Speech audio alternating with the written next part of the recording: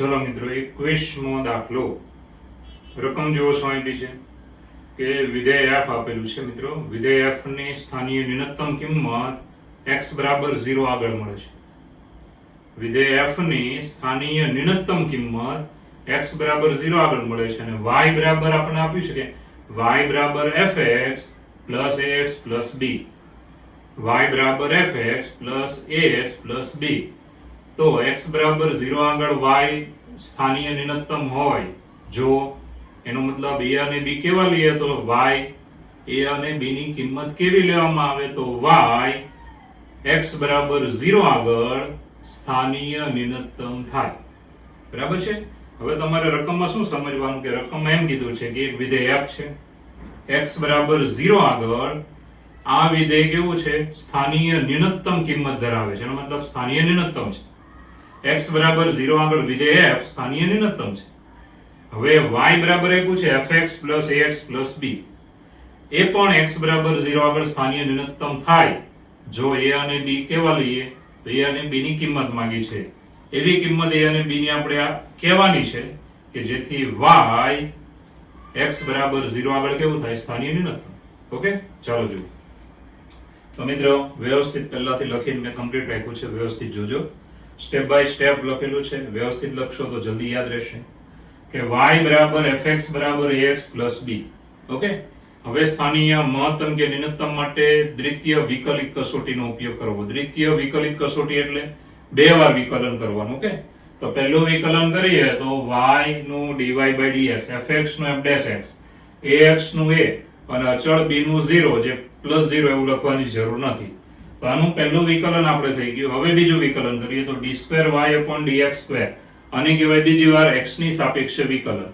f dash x નું શું થાય તો f double dash x અચળ એનું શું થયું 0 એટલે ત્યાં લખવાની જરૂર નથી 0 હવે વિધેય fx એ x બરાબર 0 આગળ કેવું છે સ્થાનીય ન્યૂનતમ તો fx એ સ્થાનીય ન્યૂનતમ મૂલ્ય x બરાબર 0 આગળ છે fx ને સ્થાનીય ન્યૂનતમ મૂલ્ય કઈ સંખ્યા આગળ છે x બરાબર 0 આગળ હવે સ્થાનીય ન્યૂનતમ મૂલ્ય હોય તો પહેલું વિકલન 0 થાય x બરાબર 0 લેવાથી f dash x બરાબર 0 x ની કિંમત 0 લીધી એટલે f dash 0 બરાબર 0 x બરાબર 0 એટલે f dash x માં ધ્યાન આપજો વિધેય f નું વિકલન કરો એટલે f dash x એમાં x બરાબર 0 આગળ આ વિકલન 0 થઈ જાય કારણ કે સ્થાનીય મહત્તમ કે ન્યૂનતમ થાય તો હંમેશા પહેલું વિકલન એ સંખ્યા આગળ 0 લેવાનું ફર્મા નામના ગણિતજ્ઞએ કીધું છે કે મહત્તમ ન્યૂનતમ આગળ હંમેશા પ્રથમ વિકલન 0 ઓકે તો x બરાબર 0 અહીંયા લઈ લીધો f dash x ની જગ્યાએ 0 લીધો તો આનું મૂલ્ય 0 આવે ઓકે પહેલું વિકલન 0 અને બીજું વિકલન એમાં x બરાબર 0 લેશો તેનું મૂલ્ય કેવું આવે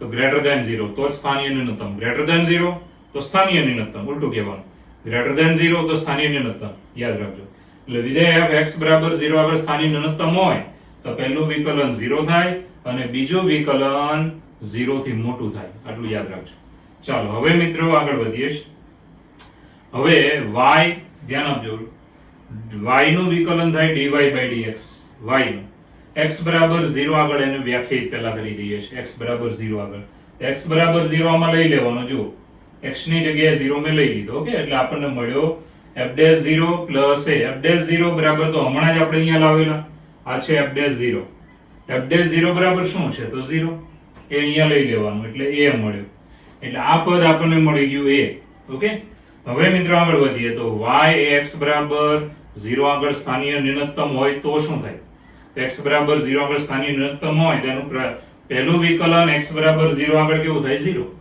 હવે પહેલું વિકલન આપણે હમણાં જ બનાવ્યું a અહીંયા લઈ લેવાનું એટલે a બરાબર 0 ઓકે અને બીજું વિકલન ગ્રેટર ધેન 0 થાય બરાબર બીજું વિકલન એટલે d2y dx2 x બરાબર 0 આગળ તો આનો જવાબ કેવો આવે 0 થી મોટો આવે તો સ્થાનીય ન્યૂનતમ થાય ને યાદ રાખવાનું નિયમ છે ચોપડીનો આપણો હવે આ બીજું વિકલન x બરાબર 0 આગળ ધ્યાન આપજો એટલે આ પદ જો બીજું વિકલન x બરાબર 0 આગળ એટલે f ડબલ ડેશ 0 મળે હવે f ડબલ ડેશ 0 ની કિંમત અહીંયા આવી ગઈ ગ્રેટર ધેન 0 હતો માટે આનો જવાબ આ પદનો જવાબ 0 થી કેવો થશે મોટો થશે ઓકે એ તો નિયમ પ્રમાણે આપણે લખી નાખ્યું છે ઓકે કારણ કે f double dash 0 is greater than 0 આની બરાબર શું f ડબલ ડેશ x બરાબર 0 લીધો એટલે f ડબલ ડેશ 0 ને f ડબલ ડેશ 0 એ તો 0 થી મોટો છે માટે d2y dx2 x is equal to 0 આ કિંમત આવે એ 0 થી મોટી આવશે. એનો મતલબ y x બરાબર 0 આગળ સ્થાનીય ન્યૂનતમ થાય. હવે શરત કેવી મળી? તો આમાં એક શરત મળી a બરાબર 0 અને આમાં કશે b તો આવ્યો જ નથી એટલે b ની કોઈ પણ કિંમત લઈ શકો. b કોઈ પણ લઈ શકો વાસ્તવિક એટલે કે b બધા જ એટલે કોઈ પણ વાસ્તવિક. તો મિત્રો એક શરત મળી કે a બરાબર 0 લેવો જ પડે તો જ આ વિકલન 0 થશે, તો જ y સ્થાનીય ન્યૂનતમ થાય. તો આપણી પાસે શરત માંગેલી કે અને b કેવા લઈએ તો y x બરાબર 0 આગળ સ્થાનીય ન્યૂનતમ થાય. તો આપણી કિંમત કેવી આવી? a બરાબર 0 અને b તો આમાં કશે આવ્યું જ નથી માટે b કોઈ પણ લઈ શકો છો વાસ્તવિક, જો અહીંયા લખેલું છે. તો મિત્રો બહુ ઈઝી દાખલો છે, એકવાર ફરીવાર જુઓ. તો એક વિધેય f આપેલું છે, વિધેય f x બરાબર 0 આગળ સ્થાનીય ન્યૂનતમ છે અને y બરાબર છે fx ax b. જો y એ x બરાબર 0 આગળ સ્થાનીય ન્યૂનતમ હોય તો a બરાબર ખાલી જગ્યા અને b બરાબર ખાલી જગ્યા. ઓકે, તો y બરાબર જાય પણ બે વાર વિકલન કરી દેવાનું. ઓકે, fx એ સ્થાનીય ન્યૂનતમ x બરાબર 0 આગળ છે માટે f dash x બરાબર 0, અહીંયા x બરાબર 0 લેવાનું કારણ કે x બરાબર 0 કીધો ને એટલે f dash 0 બરાબર 0 અને f double dash 0 is greater than 0. Okay, તો સ્થાનીય ન્યૂનતમ હોય. હવે મિત્રો y નું પહેલું વિકલન x બરાબર 0 આગળ પહેલા બનાવી કાઢવાનું તો જે આવ્યું a.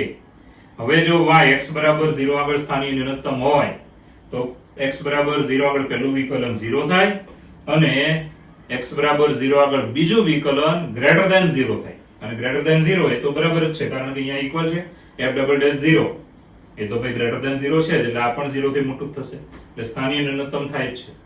હવે મિત્રો આની પરથી આપણે આગળ વધીએ તો પહેલું વિકલન y no dy by dx x બરાબર 0 આગળ કેટલું આવે તો a અહીંયા લઈ લેવાનું એટલે એક શરત મળી ગઈ a બરાબર 0 અને આમાં કશે b તો આવ્યો જ નથી માટે y x બરાબર 0 આગળ સ્થાનીય ન્યૂનતમ હોય તો a બરાબર 0 લેવાનું અને b બધા જ લેવાના એટલે b ની કિંમત કોઈ પણ વાસ્તવિક લઈ શકો છો જે આપણો ઓપ્શન છે c. તો એકદમ ઈઝી દાખલો છે. ઓકે, ચાલો મિત્રો 22મો દાખલો જો રકમ જો કે x upon a આ પદની n ઘાત પ્લસ y upon b ની n ઘાત બરાબર 2 એ રેખા x upon a plus y upon b બરાબર 2 ને બિંદુ a b આગળ છેદે તો ખાલી જગ્યા.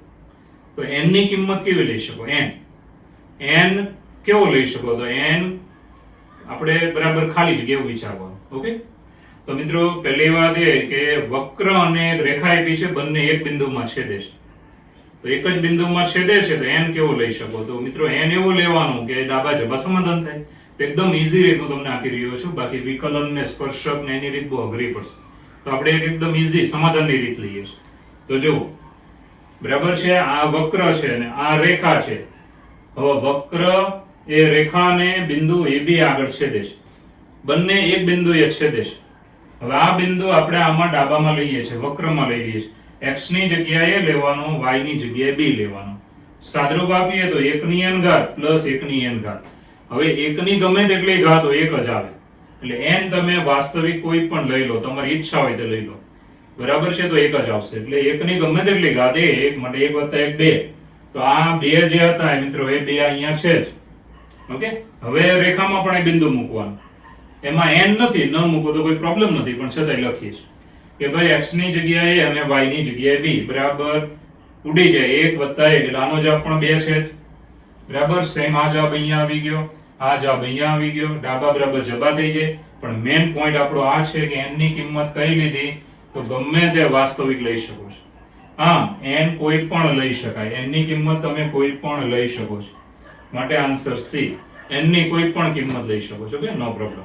તો આ થઈ ગયો આપણો જવાબ. ઓકે, ચાલો મિત્રો 23મા દાખલાની રકમ જુઓ. શું રકમ આપી છે બરાબર જોજો કે બે વિધેય છે f અને g એ 0 less than or equal x less than or equal 1 એટલે 0 થી 1 સંવૃત અંતરાલમાં વિકલનીય વિધેયો છે એટલે એનું વિકલન થાય છે. ઓકે, હવે આગળ વધીએ તો મિત્રો ખાસ કે અહીંયા તમને આગળ એવી રીતે આપ્યો છે પદ, કિંમત આપી છે કે f of 0 is equal to 0, g of 0 is equal to 0 અને f of 1 is equal to 6. બરાબર છે, f અને g એ વિકલનીય વિધેયો છે અને અંતરાલ છે 0 થી 1, 0 less than or equal x less than or equal 1 તથા f of 0 બરાબર 0, g of 0 બરાબર 0 અને f of 1 બરાબર 6. તથા અંતરાલમાં c એવો છે કે જેથી સ્મોલ c અંતરાલમાં 0 થી 1 માં જ મળે છે. વિરુદ્ધ અંતરાલ 0 થી 1 માં c એવો મળે છે કે જેથી શું થાય છે તો f'(c) બરાબર ધ્યાન આપજો f'(c) બરાબર 2 ગુણ્યા g'(c) આવું થાય, આનું પાલન થાય એવો c મળે છે તો g(1) બરાબર ખાલી જગ્યા. ઓકે, g(1) મેળવવાનો છે. તમને કિંમત કઈ આપી હતી f(0) g(0) f(1) તો g(1) નથી આવી, એ તમારે મેળવવાની છે. ચાલો હવે મિત્રો રકમ બરાબર જોઈ લો અને ઓપ્શન પણ જોઈ લેજો. ચાલો હવે ખાસ આગળ વધીએ તો જેટલી કિંમત આપી એનું પહેલા લિસ્ટ બનાવીશું કે f(0) બરાબર 0 છે, g(0) બરાબર 0 છે, f(1) બરાબર 6 છે. બધી કિંમત લખી નાખી. ઓકે, પછી એક પક્ષ આપ્યો છે કે f'(c) બરાબર 2 ગુણ્યા g'(c). c કેવો છે તો વિવૃત અંતરાલ 0 થી 1 માં છે. બરાબર, રકમમાં બીજો પક્ષ આપ્યો લખી નાખી. હવે મિત્રો અહીંયાથી તમારે થોડીક બુદ્ધિ ચલાવીને આગળ વધવું. હવે આપણે તમે જાણો છો મધ્યકમાન પ્રમેય, યાદ કરજો મધ્યકમાન પ્રમેય કેવો છે તો મધ્યકમાન પ્રમેય, આ પ્રમેય તમારે મગજમાં જરાક રાખવાનો છે કે એક વિધેય હોય ને તો વિધેય f એ પહેલી શરત આવે સંવૃત અંતરાલ ab પર સતત હોવું જોઈએ. સતત એટલે એનો આલેખ તૂટ્યા વગરનો બનવો જોઈએ. બીજી શરત આવે વિવૃત અંતરાલ ab પર વિકલનીય હોવું જોઈએ, એનું વિકલન થવું જોઈએ, વિકલનીય હોવું જોઈએ. ધ્યાન આપજો. ત્રીજી શરત આવે, સોરી બે જ શરત આવશે, ત્રીજી શરત રોલના પ્રમેયમાં આવશે. તો આ બે શરતનું જો પાલન થઈ જાય ને મિત્રો, આ રોલના પ્રમેયમાં પણ આ બે શરત આવે અને ત્રીજી શરત આવે કઈ f(a) બરાબર f(b) એ રોલના પ્રમેયમાં. તો મિત્રો આ બે શરતનું જો પાલન થઈ જાય, સંવૃતમાં સતત, વિવૃતમાં વિકલનીય, તો આપણે શું લખી શકીએ તો મધ્યકમાન પ્રમેયમાં લખી શકાય f(b) minus f(a) upon b minus a બરાબર f'(c) થાય. જ્યાં c કેવો હોવો જોઈએ તો c હોવો જોઈએ વિવૃત અંતરાલ ab માં. તો આ શરત તમારે મગજમાં રાખવાની છે. બરાબર છે, એટલે ખાસ કરીને આ સૂત્ર મગજમાં રાખવાનું છે. હવે આપણે શું કર્યું અહીંયા જોજો કે આ વિધેય જે આપ્યા છે ને એનું વિધેયક બનાવવું પડશે. આ વિકલન થઈ ગયા પછીના વિધેય આપ્યા છે. આપણે શું કરવાનું f'(x) c ની જગ્યાએ x લેવાનું અને ડેશ કાઢી નાખવાનું, વિકલન હમણાં કાઢી નાખવાનું. fx બરાબર 2 ગુણ્યા gx લઈ લેવાનું અને 2 ગુણ્યા gx ને ડાબામાં લઈ લો એટલે કેવું વિધેય બન્યું કે fx આ જાતે બનાવવાનું છે એટલે ધ્યાન આપજો.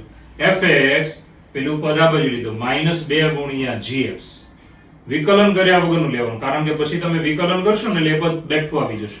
fx નું વિકલન શું થાય f'(x), gx નું વિકલન શું થાય g'(x). એટલે આપણે અત્યારે વિકલન કાઢીને લેવાનું એટલે શું આવ્યું કે fx માઈનસ આ બાજુ લેવાનું 2 ગુણ્યા gx. ઓકે, તો આપણે એક વિધેય ધારી લીધું મિત્રો, કેપિટલ f(x) બરાબર આ વિધેય ધાર્યું. શું ધાર્યું fx માઈનસ 2 ગુણ્યા gx. આવું ગોખવાની જરૂર નથી, ખાલી આમાં વિકલન કાઢીને પદ આ બાજુ લઈ લો અને c ની જગ્યાએ x લઈ લો કારણ કે જ્યારે પછી તમે વિકલન કરશો ને ત્યારે આ બેઠું પદ તમે લાવી શકો છો. f નું વિકલન f' થવાનું અને g નું વિકલન g' થવાનું. તો આ પદ જાતે બનાવવાનું છે, આના પરથી વિચારવાનું કે fx અને પેલું બધા બાજુ -2 ગુણ્યા gx અને નવું નામ આપ્યું કેપિટલ fx. x કેવો છે તો સંવૃત અંતરાલ 0 થી 1 માં. હવે આનું તમે વિકલન કરી શકો, આ સતત વિધેય છે તેમ માનીને આપણે મધ્યકમાન પ્રમેય લગાડી શકાય. તો મધ્યકમાન પ્રમેય પરથી ચાલો પહેલા ઉર્ધ્વ સીમા એક લેવાની f(1) કેપિટલ f(1) માઈનસ અધર સીમા f(0) છેદમાં 1 - 0 બરાબર f'(c) અને c આ અંતરાલમાં મળે છે. ઓકે, ચાલો હવે f(1) એટલે આની અંદર 1 લઈ લો, x ની જગ્યાએ 1 જમણી બાજુ, પછી f(0) આમાં 0 લઈ લો, છેદમાં 1 આવે. હવે આગળ લખવાની જરૂર નથી. પેલી બાજુ f'(c) એટલે આનું વિકલન કરો, આનું વિકલન કરીએ તો f'(x) અને આનું g'(x), x ની જગ્યાએ c લઈ લેવાનું તો f'(c) -2 ગુણ્યા g'(c). હવે મિત્રો આનું સાદુરૂપ આપીએ. f(1) રકમમાં કિંમત આપી 6 લઈ લેવાની, g(1) એ તો મેળવવાનું છે, f(0) બરાબર 0, g(0) બરાબર પણ 0. હવે પેલી બાજુએ તમે જુઓ તો નંબર 1 આવ્યું, નંબર 1 f'(c) બરાબર 2 ગુણ્યા g'(c). તો f'(c) ની કિંમત લઈ લેવાની 2 ગુણ્યા g'(c) કારણ કે નંબર 1, કારણ કે નંબર 1. હવે મિત્રો સાદુરૂપમાં જે આ પદ તો નીકળી ગયું બધું 0, આ વધ્યું તે લખવાનું ને પેલી બાજુનું પદ સેમ છે, જો ધન અને ઋણ માટે 0. તો આ પદનો જવાબ આવી ગયો 0. તો g(1) પેલી બાજુ લઈ લો, 2 વડે ભાગી નાખો માટે g(1) = 3. તો આ દાખલામાં મેઇન પોઈન્ટ કયો છે તો કોઈ પણ દાખલો હોય ને એમાં એક બે જગ્યાએ મેઇન પોઈન્ટ આવે, આ તમારા મગજમાં રાખવાના. જેમ કે આ બધી શરત ને આ બધું આપ્યું હોય તો રકમમાં બેઠું આપ્યું છે, તમે તો ગમે ત્યારે કોપી મારી શકો છો, પણ આ છે બુદ્ધિનું કામ છે એટલે જરા ધ્યાન રાખવાનું. આ કઈ રીતે વિધેય બનાવ્યું? તો આ વિકલન કાઢી નાખવાનું, જમણી બાજુનું પદ ડાબામાં લેવાનું અને c ની જગ્યાએ x લઈ લેવાનું. એટલે શું આવ્યું? fx - 2 ગુણ્યા gx. હવે આને નવું નામ આપી દેવાનું, કેપિટલ F of x. બીજું કોઈ પણ નામ આપી શકો, મને વાંધો નથી, પરંતુ જ્યારે મધ્યકમાન પ્રમેય લગાડો ત્યારે પહેલા આને લગાડવાનું, પછી વિકલન. આનું તો એકદમ ઈઝી વિકલન, f' - 2 ગુણ્યા g'x. x ની જગ્યાએ શું લઈ લેવાનું? c. બસ, પછી તમારે દાખલામાં કઈ અઘરું નથી. પક્ષ અહીંયા એક વાપરવાનો થાય છે એટલે જરા ધ્યાન રાખવાનું, બરાબર? આ પક્ષ એટલે આ પદ આખું 0 થઈ જાય છે. તો આવી રીતે આપણો જવાબ આવશે. મધ્યકમાન પ્રમેય મગજમાં રાખજો ખાસ. ઓકે, ચલો મિત્રો 26મો દાખલો જુઓ. તો રકમ શું આપી બરાબર જોજો કે એની કઈ કિંમતો માટે સૂત્ર એટલે કે સમીકરણ x³ - 3x + k બરાબર 0 ને બે બીજ અંતરાલ 0 થી 1 વિરુદ્ધ અંતરાલ 0 થી 1 માં મળે. કે એની એવી કઈ કિંમત આપણે લઈએ કે આ જે સમીકરણ આપ્યું એના બીજ અંતરાલ 0 થી 1 માં જ આવે. કે એની એવી કઈ કિંમત લઈએ કે જેથી એના બીજ x બરાબર કિંમત આવે એ વિરુદ્ધ અંતરાલ 0 થી 1 માં જ આવે. ઓકે, તો જોઈએ. તો સૌપ્રથમ સમીકરણ આપ્યું તે આપણે લખી નાખવાનું મિત્રો. આ સમીકરણ છે. હવે આને આપણે ડાબી બાજુના પદ લઈશું, જમણી બાજુમાં 0 રાખવાનું, બરાબર છે? પછી ડાબી બાજુના પદ લઈને વિધેય લેવાનું.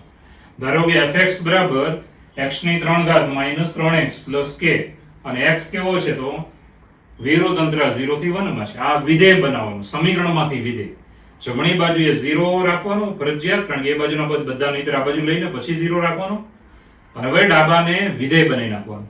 તો આ ડાબા લીધી.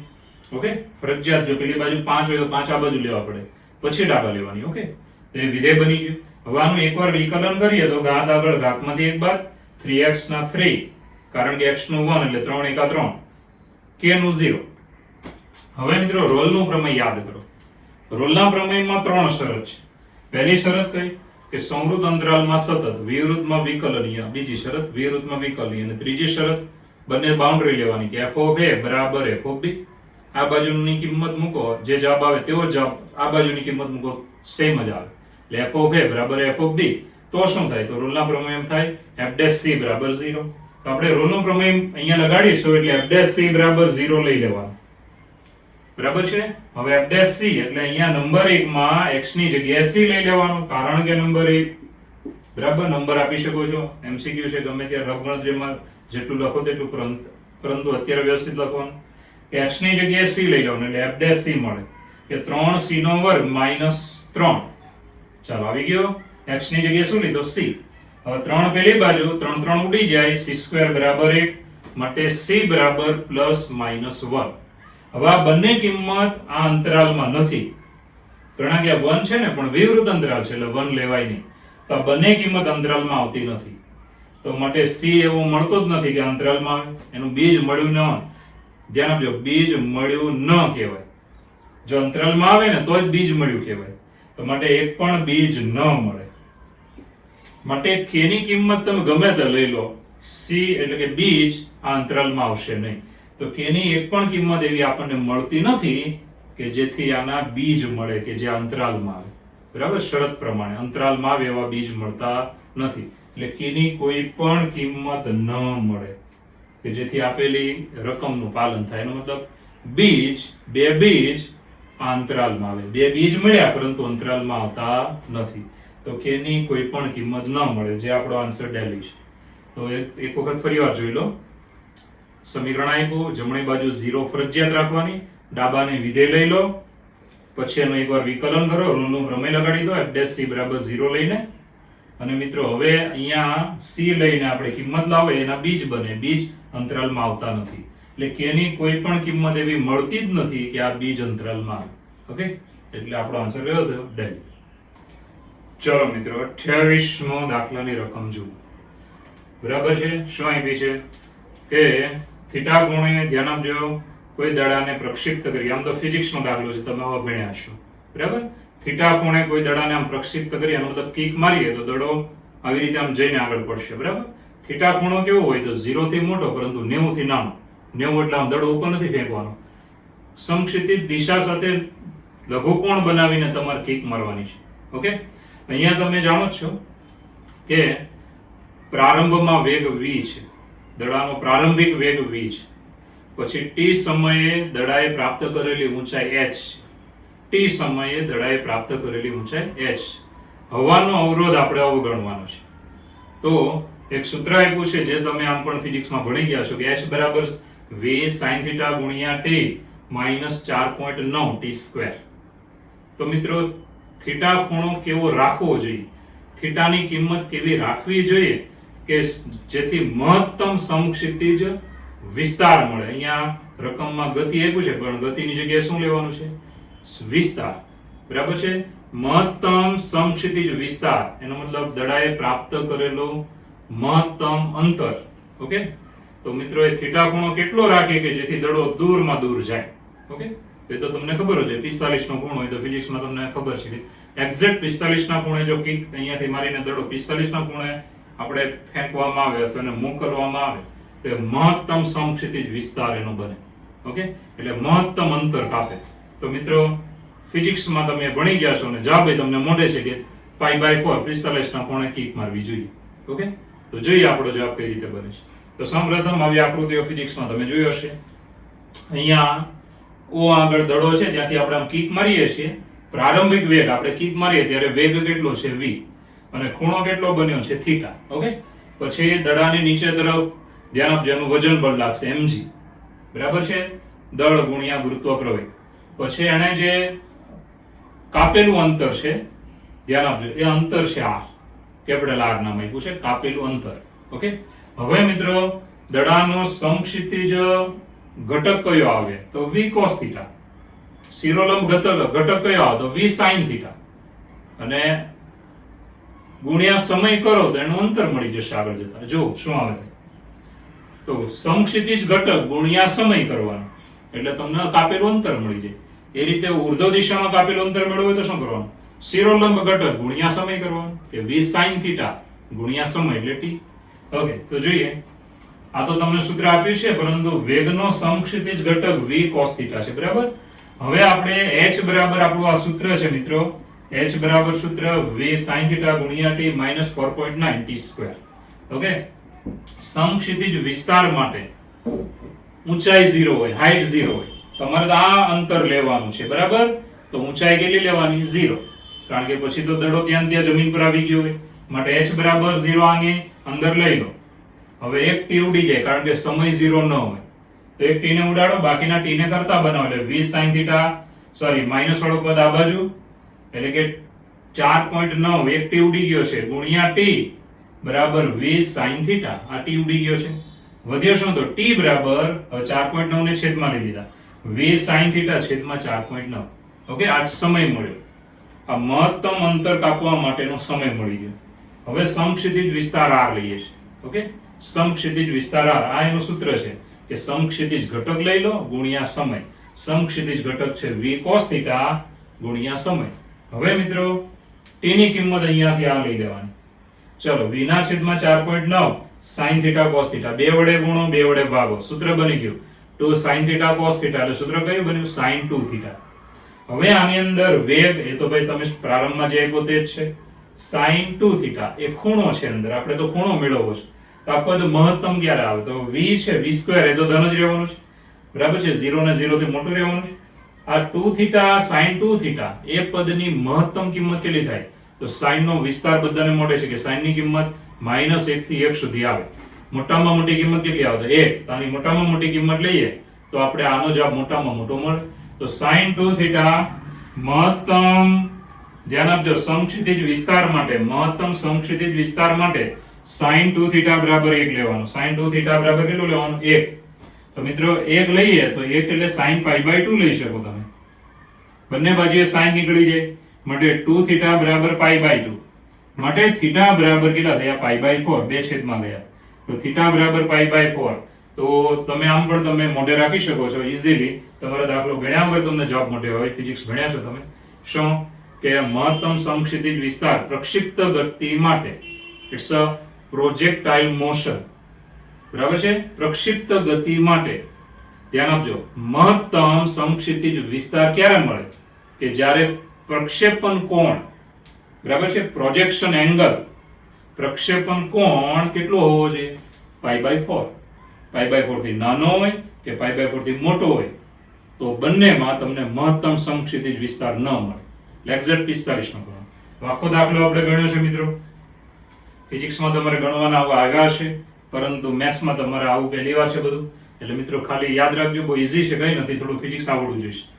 કે સમક્ષિતિજ વિસ્તારનો ઘટક મેળવી લેવાનો પહેલા, પછી સૂત્ર રકમમાં આપ્યું જ છે મિત્રો. હવે ઊંચાઈ તો 0 થઈ જાય, કારણ કે પાછો એ દડો હોય તો ત્યાં પાછો જમીન પર જ આવી જવાનો છે.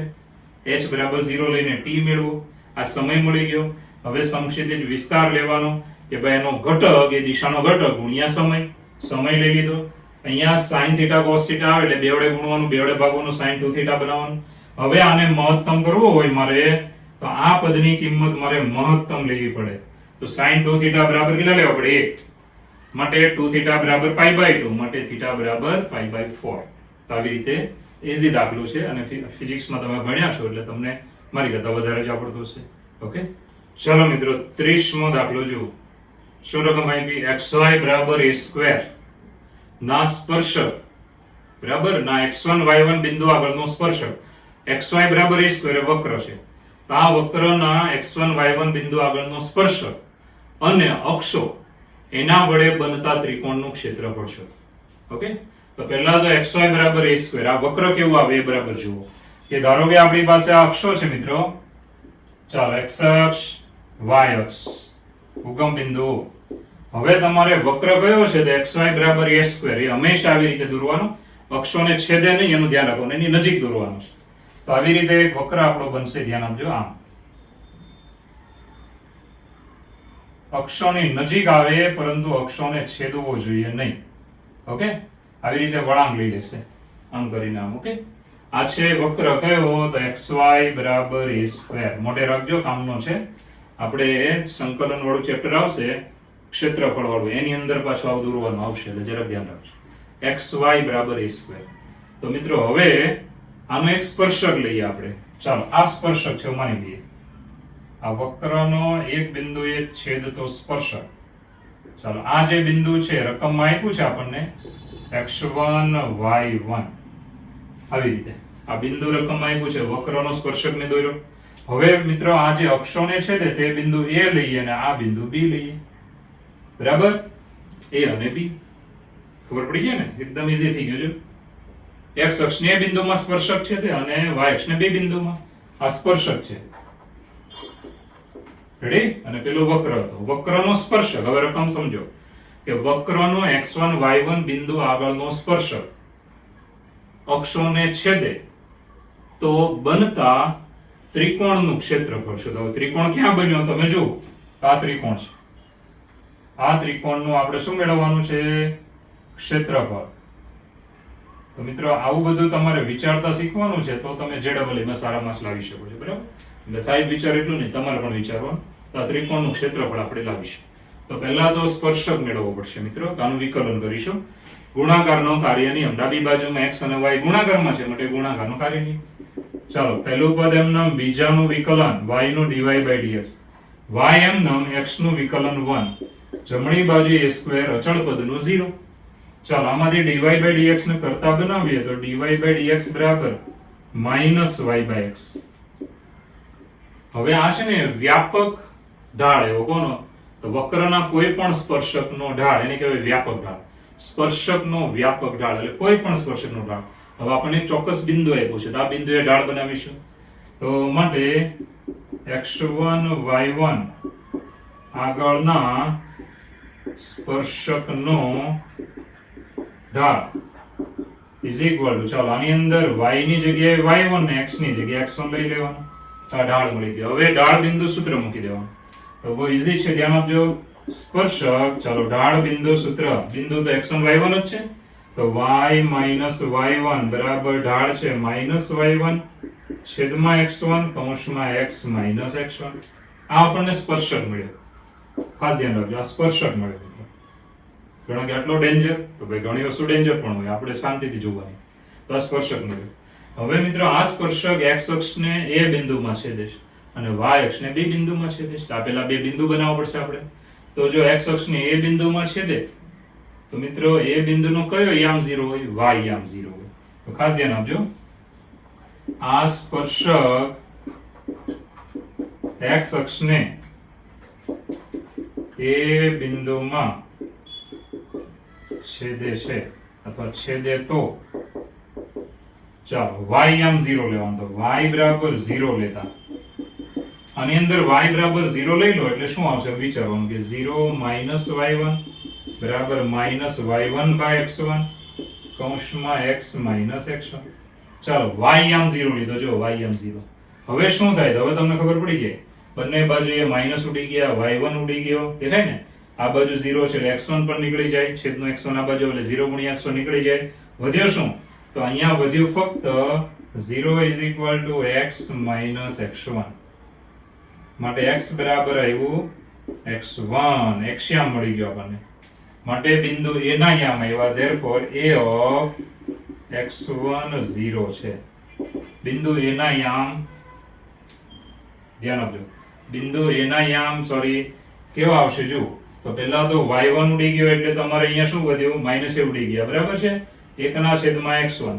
x1 આ બાજુ 0 છે એટલે એ પણ ઉડી જાય છે. તો x યામ કેટલો આવ્યો? તો x1 જ આવ્યો મિત્રો. ચલો મિત્રો, અહીંયા એક આપણું કરેક્શન પણ છે. શું છે જો? તો પહેલા તો અહીંયા તમે જોશો ને તો y1 ઉડી ગયા, બરાબર ને? એટલે અહીંયા શું વધ્યું? તો -1 પેલી બાજુ -1/x1. હવે -1 ને અહીંયા પણ -1/x1, માઈનસ માઈનસ ઉડી જાય. હવે શું વધ્યું? 1 1/x1. 1/x1 વધે છે, આ બાજુ 0 નથી એટલે આપણું આ કરેક્શન કરી નાખો. ધ્યાન આપજો, x1 આ બાજુ લઈએ એટલે 1 * x1 is x1. તો અહીંયા આવશે x1. ચાલો હવે સાદરૂપ આપો તો x બરાબર 2x1 એટલે આપણો x યામ x1 નહીં પણ કેટલો થશે? 2x1. ઓકે, તો ફરી વાર જોઈ લો. પહેલા તો બંને બાજુએ માઈનસ ઉડી જાય, બંને બાજુએ y1 ઉડી જાય, તો વધ્યો શું? તો 1 = 1/x1 * x x1. હવે x1 ને તમે આ બાજુ લીધા એટલે શું થયું? x1 બરાબર x x1. એટલે x બરાબર કેટલા આવ્યા? 2x1. ઓકે, માટે બિંદુ a ના યામ કેવા થયા આપડા? તો બિંદુ a ના યામ થયા, ધ્યાન આપજો, કરેક્શન છે એટલે કે 2x1 0 છે. ઓકે, હવે આવી રીતે આપણે આ જ સ્પર્શક y અક્ષને b બિંદુમાં છેદે છે, તો b બિંદુનો કયો યામ 0 હોય? તો x યામ 0 હોય. તો મિત્રો એ પણ આપણે બનાવીશું, ધ્યાન આપજો કે આ સ્પર્શક y અક્ષને ચાલો b બિંદુમાં છેદે તો ચાલો કયો યામ 0 લેવાનો? તો x યામ 0 લેવાનો. તો x બરાબર 0 લેતા ચાલો આની અંદર x બરાબર 0 લઈ લઈશું. તો y y1 બરાબર -y1/x1 કૌંસમાં 0 x1. આવી રીતે x ની જગ્યાએ 0 લઈ લીધો. હવે મિત્રો આનું સાદરૂપ કેવું આવશે જુઓ. ચાલો આનું સાદરૂપ તમે આપો એટલે અહીંયા જોવાનું કે ભાઈ બહુ ચોખ્ખું છે કે ભાઈ આ પદ જે છે તમારું એને તમે અહીંયા ગુણી નાખો તો શું આવ્યું? તો = -y1. કેમ ખાલી y1 આવ્યા? કારણ કે x1 તો ઉડી જાય ને અહીંયા, એટલે માઈનસ માઈનસ પ્લસ થઈ ગયું એટલે y1. ચાલો ડાબી બાજુમાં -y1 છે ને પેલી બાજુ લઈ લઈએ. તો માટે શું આવ્યું? તો y બરાબર 2 ગુણ્યા y1. ચાલો 2 ગુણ્યા y1. તો માટે ચાલો b of 0 2 ગુણ્યા y1 બરાબર છે. આ b ના યામ આપણને મળી ગયા મિત્રો, b ના યામ. હવે a અને b ના યામ આવી ગયા એટલે હવે આપણે જવાબ લખી શકીએ. હવે જે કાટકોણ ત્રિકોણ અહીંયા બને છે તો કાટકોણ ત્રિકોણ OAB નું ક્ષેત્રફળ, આનું ક્ષેત્રફળ બરાબર 1/2 OA ગુણ્યા OB, પાયો ગુણ્યા વેધ. યાદ છે ને? પાયો, કાટકોણ ત્રિકોણ એટલે પાયો ગુણ્યા વેધ. હવે OA બરાબર A બિંદુનો x યામ લેવાનો અને OB બરાબર B બિંદુનો y યામ લેવાનો. તો O થી A નું અંતર એટલે x યામ. તો ધ્યાન આપજો, A નો x યામ કેવો છે જુઓ સામે અહીંયા 2 ગુણ્યા x1. ચાલો OB B નો y યામ લેવાનો તો 2 ગુણ્યા y1. હવે સાદરૂપ આપીએ તો બરાબર 2x1 y1. બબે ઉડી ગયા છે બરાબર. હવે x1 y1 બિંદુ એ વક્ર પર છે. જો વક્ર પર છે ને સ્પર્શક પર છે એટલે વક્ર પર છે તો વક્રના સમીકરણનું શું કરે? સમાધાન કરે. તો અહીંયા જરા ધ્યાન આપજો, કારણ કે x1 y1 એ વક્ર પર છે વક્ર પર છે માટે એમ કહી શકાય કે x1 y1 બરાબર a સ્ક્વેર. વક્રના સમીકરણનું શું કરે? સમાધાન કરે. એટલે x ની જગ્યાએ x1 ને y ની જગ્યાએ y1. તો આવું બધાયું ને એને અહીંયા મૂકવાનું. x1 y1 બરાબર a સ્ક્વેર. તો મિત્રો આ થઈ ગયો આપણો એક્ઝેક્ટ જવાબ. તો ખાસ ધ્યાન આપજો, જે છે answer number C. Answer C બરાબર ત્રીજો જવાબ. તો આમાં શું કર્યું હતું? તો આઈડિયા બહુ સહેલો છે બરાબર. સાદુરૂપમાં તમારે થોડુંક ધ્યાન રાખવાનું બરાબર છે. એટલે આઈડિયા શું છે કે ભાઈ વક્રનો સ્પર્શક અક્ષોને છેદે તો અક્ષો અને સ્પર્શક વડે બનતા ત્રિકોણનું ક્ષેત્રફળ શોધો. તો જરાક આ આકૃતિ મગજમાં રાખજો, કારણ કે આગળ એક દોરવાની આવશે.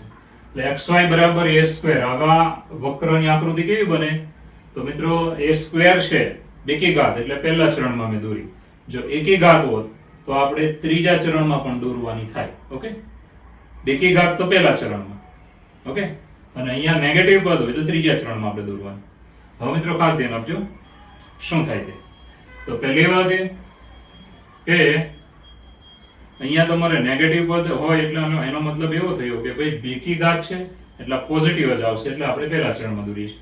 હા, એકી ઘાત હોય તો નેગેટિવ પણ આવી શકે અને પોઝિટિવ પણ આવી શકે, એનું નક્કી ન હોય. ઓકે, એટલે અત્યારે આકૃતિ આપણે પહેલા ચરણની જ દોરવાની છે. હવે મિત્રો આનું વિકલન કરતા તમને આવડે છે. ઓકે, ગુણાકારનો કાર્ય નિયમ અહીંયા સુધી તમે આવી ગયા. હવે x1 y1 આગળના સ્પર્શકનો ઢાળ, એટલે આ બિંદુએ ઢાળ વ્યાખ્યાયિત કરી દો. આ તમને સ્પર્શકનો ઢાળ મળી ગયો. હવે ઢાળ બિંદુ સૂત્ર મૂકી દેવાનું. ઓકે, હવે આ સ્પર્શકનું સમીકરણ મળી ગયું એટલે હવે શું કરવાનું કે x અક્ષને a બિંદુમાં છેદે તો મિત્રો x અક્ષને છેદે છે માટે y આમ 0 લેવાનું. તો આ y ની જગ્યાએ 0 લઈ લેવાનું મિત્રો. આ y ની જગ્યાએ તમે જુઓ 0 લીધો. હવે સાદરૂપ આપો એટલે x મળી જશે, અને આ સાદરૂપ તમારી રીતે તમે આપી શકો છો. બાકી ધ્યાન રાખજો બીજું કંઈ નહીં. તો x બરાબર 2x1. તો a બિંદુના યામ મળ્યા 2x1 ને y યામ 0, x અક્ષ પરનું બિંદુ. ચલો આ સ્પર્શક y અક્ષને બે બિંદુમાં છેદે તો x યામ 0 લેવાનું. તો આ જે x યામ છે મિત્રો એને 0 લેવાનું. જો બરાબર. હવે સાદરૂપ આપી દીધું, ગુણી નાખો બરાબર. એટલે y બરાબર 2y1, એટલે કે બિંદુ b ના યામ મળી ગયા. બિંદુ b મળી ગયું. ઓકે, કાટકોણ ત્રિકોણ OAB નું ક્ષેત્રફળ લઈએ તો મિત્રો 1/2 પાયો ગુણ્યા વેધ. OA એટલે a બિંદુનો x યામ લેવાનો, OB એટલે b બિંદુનો y યામ લેવાનો.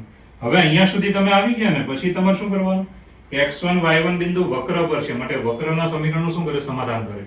એટલે x1 y1 બરાબર a સ્ક્વેર લઈ લો એટલે એક્ઝેક્ટ આપણો જવાબ આવશે આન્સર C.